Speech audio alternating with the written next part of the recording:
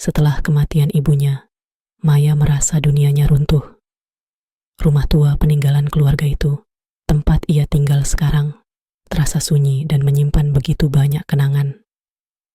Hari itu, di tengah kekalutannya, Maya menemukan sebuah kotak kayu yang disimpan rapi di dalam lemari tua ibunya. Kotak itu tampak antik, dengan ukiran rumit di sekelilingnya, seolah menyimpan rahasia yang telah lama terkubur. Di dalam kotak itu, selain beberapa barang pribadi ibunya, Maya menemukan sebuah cermin kecil dengan bingkai yang dipenuhi simbol-simbol aneh. Cermin itu tampak usang, tetapi permukaannya masih bersih, seperti tidak pernah disentuh oleh waktu. Di balik cermin itu, terselip sebuah kertas kecil, berisi tulisan tangan ibunya. Jangan pernah ucapkan kata-kata ini. Cermin ini hanya akan membawa penderitaan.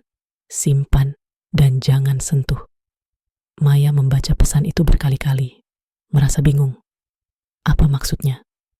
Mengapa ibunya begitu takut pada cermin kecil ini?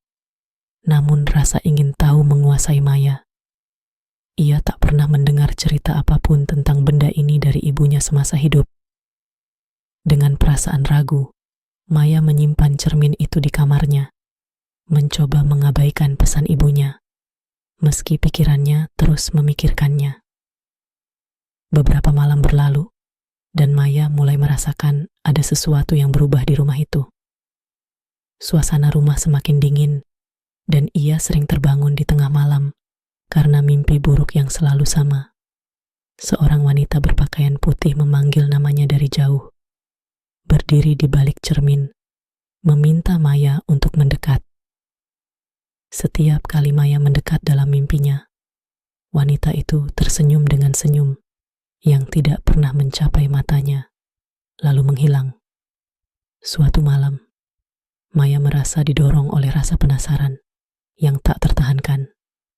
Ia mengambil cermin itu dan duduk di lantai kamarnya, menatap pantulannya dalam cermin. Semakin lama ia menatap, semakin samar wajahnya di cermin, sampai perlahan-lahan muncul bayangan lain. Sosok itu tampak seperti ibunya, tetapi dengan mata yang kosong, hitam sepenuhnya, dan bibir yang bergerak-gerak meski tak mengeluarkan suara.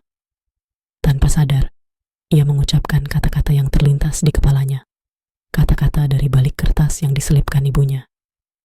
Ego sum quod vides, et tu es quod vies. Aku adalah apa yang kau lihat, dan kau adalah apa yang akan terjadi. Sekali lagi, tak ada yang terjadi seketika. Maya meletakkan cermin itu dan tertidur dengan perasaan aneh di dadanya, seolah ia telah melakukan sesuatu yang tak bisa diubah. Namun, keesokan harinya, hal-hal mulai berubah. Wajah Maya tampak pucat saat ia menatap cermin di kamar mandi. Ada kilatan aneh di matanya, sesuatu yang tak pernah ia perhatikan sebelumnya. Di luar, ia merasa tetangganya memperhatikan dirinya dengan tatapan kosong setiap kali mereka berpapasan. Rini, sahabatnya yang datang berkunjung keesokan harinya, juga mulai bersikap aneh. Saat mereka duduk bersama di ruang tamu, Rini tampak gelisah dan akhirnya mengatakan sesuatu yang membuat Maya merasa semakin tak nyaman. Aku mimpi buruk tentang kamu semalam, kata Rini dengan suara gemetar. Aku melihatmu di balik cermin, tapi itu bukan kamu. Kau. Rini berhenti, menatap Maya dengan tatapan penuh ketakutan. Apa maksudmu? Tanya Maya, mulai merasa cemas. Aku tidak tahu, bisik Rini. Kamu terlihat berbeda, seperti kamu mencoba mengeluarkan sesuatu dari cermin itu. Setelah malam itu, Maya merasa dunia di sekitarnya mulai berubah. Setiap kali ia menatap cermin, ia melihat bayangan yang tidak biasa di balik pantulannya. Bukan hanya dirinya, tapi seseorang atau sesuatu yang bergerak-gerak di baliknya, seperti berusaha menembus batas antara dunia nyata dan dunia di balik cermin. Sosok ibunya yang dulu hanya muncul samar dalam mimpinya, kini sering terlihat dalam cermin dengan lebih jelas. Namun, Maya menyadari bahwa itu bukan ibunya. Itu adalah sesuatu yang lain, yang menyamar sebagai ibunya. Mimpi buruknya semakin intens.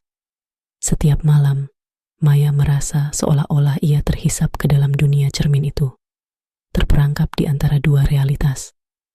Di sana, ia bertemu dengan sosok-sosok lain, orang-orang yang hilang, yang berbisik bahwa mereka pernah melakukan kesalahan yang sama, mengucapkan mantra terlarang, dan membangkitkan sesuatu yang seharusnya tetap terkunci. Rini, yang menjadi semakin khawatir dengan kondisi Maya, mencoba menghubunginya beberapa kali, tetapi Maya tak pernah membalas pesan-pesannya. Suatu hari, Rini mendatangi rumah Maya hanya untuk menemukan rumah itu kosong. Maya menghilang tanpa jejak. Namun, di kamar tidur Maya, di atas meja, tergeletak cermin tua dengan permukaan yang kini retak. Ketika Rini menatap cermin itu, ia bisa melihat bayangan Maya di balik retakannya. Tidak bergerak, hanya menatapnya dengan tatapan kosong.